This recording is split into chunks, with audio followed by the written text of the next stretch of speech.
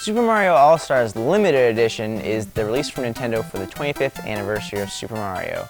And while this game does come with a CD and a History of Mario booklet on the inside, we will only be reviewing the game. With that being said, this is the 1992 game that was released way back in the day.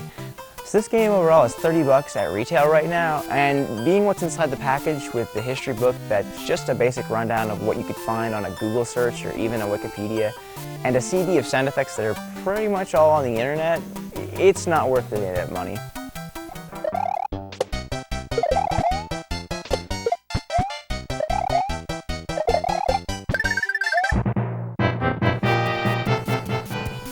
So the first pro for this collection is, of course, the games.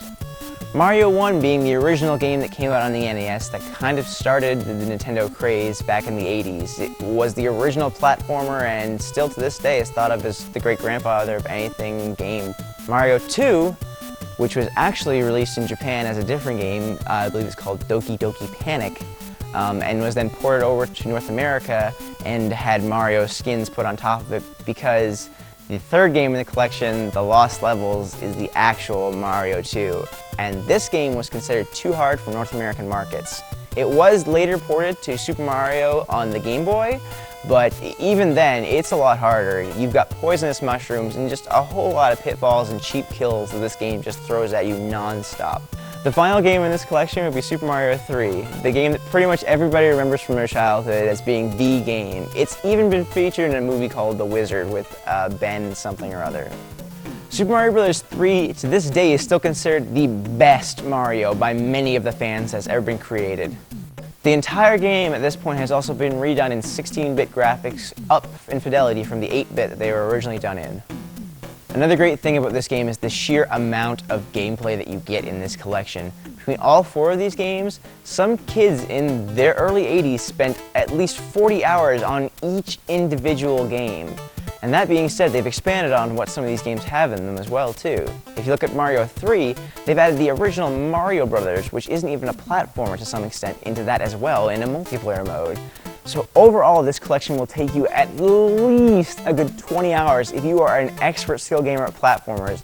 And one game in this collection alone, unless you are a god when it comes to platforming games, will have you pretty much ripping your hair out and you will never beat. And that's The Lost Levels, of course, from Japan. The third pro that we have for this game is the fact that you can save anywhere on any of these games, which comes in extremely handy. If you're a kid in the 80s like I am, you can remember playing halfway through one of the stages in Mario 1, getting almost to the end, and then dying in that last pit 5 seconds just before you have to go to school. Kind of a pain in the butt, because then you have to start the entire game over again, and come back and try again, and again, and again. With the save feature, however, being added into this one, that is gone. So now you can enjoy Mario at your own pace. So that being said, the group of people who would play this game now are probably in their early to late 20s like I am, and they don't have as much time as kids of the 80s did anymore. You can't afford to sit in front of one of these games for 6 to 7 hours at a time unless you've got a weekend to yourself where you don't have to do anything.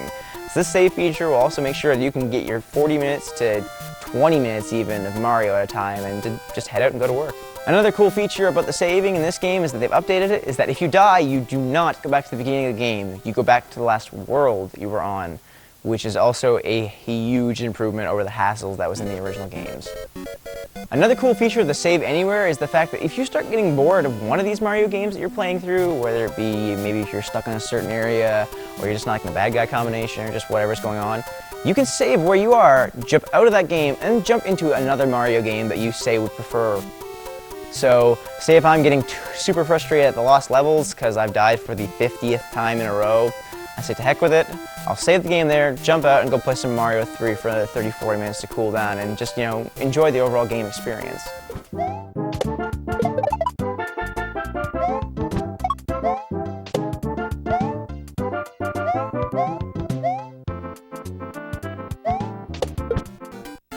So the first major con we have with this game is the fact that it's the exact same game that came out on the SNES back in 1992. You're getting the exact same content, everything. They didn't add a thing. The only thing that did get changed up on this so far that we could find after going through it extensively is the fact that they give you new control schemes. So you could use the classic controller, you can use your controller turned sideways. Now, with the controller turned sideways, one of the big problems with this is the fact that they don't tell you that the plus button is the start button and not the 2.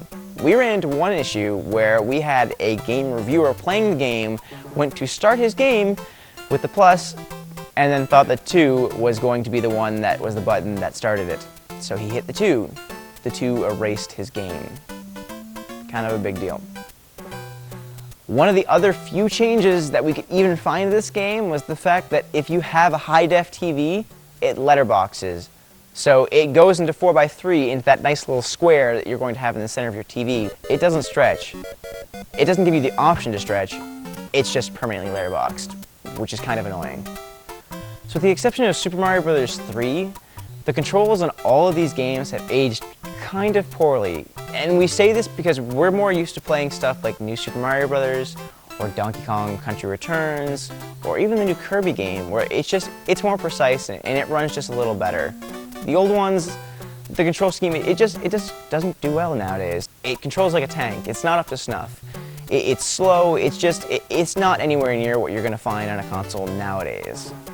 So because of these controls, you'll find yourself dying more often than you usually would in a newer game. And to players that are just coming into these experiences, or maybe in the younger age groups, this can be extremely frustrating and just overall not satisfying. $30. It's $30. That's way too expensive for what you should be paying for basically an SNES game slapped onto a disc, put in a case with a CD that doesn't really add much to it that you can't find on the internet, and a history book that, again, is a Wikipedia search away. It kind of seems like a cash grab on Nintendo's part. And maybe in the future this game might be worth some money if you want to eBay it, because apparently it's super limited, but you're not getting much as a gamer out of this by purchasing it. You can get all of these games via the Virtual Console for 20 bucks. It's really not worth it for the average Joe. And if they did ever decide to release this compilation, which is basically the SNES game on the Virtual Console, it would be 8 bucks. 8 bucks compared to 30 again here. You're kind of seeing where we're going with the value proposition here, and that there isn't one. Don't bother with it. So overall for this entire game, we're going to have to give it a thumbs down. That being said, we still do encourage you to go out and play these games in other forms. If you can go find them on the Virtual Console and just pay for them that way, go play them that way. That's the way they were intended to be played. They stretched it out. It's a better play experience for less money, and it's what you want out of this. They will, however, not have the save feature if you play the older versions on the Virtual Console or the 16-bit graphics, but those two things, while adding something to the package, weren't a deal breaker. Hopefully in the future sometime we'll maybe see them do this as a release on the 3DS with that coming out, but right now it's kind of up in the air. So, well, again, we are saying thumbs down for purchase on this one. Go play these games if you can find them on that Virtual Console.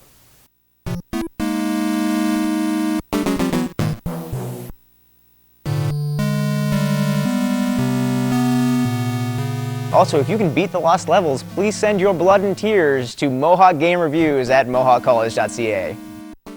Don't actually send them, it's not a real email address.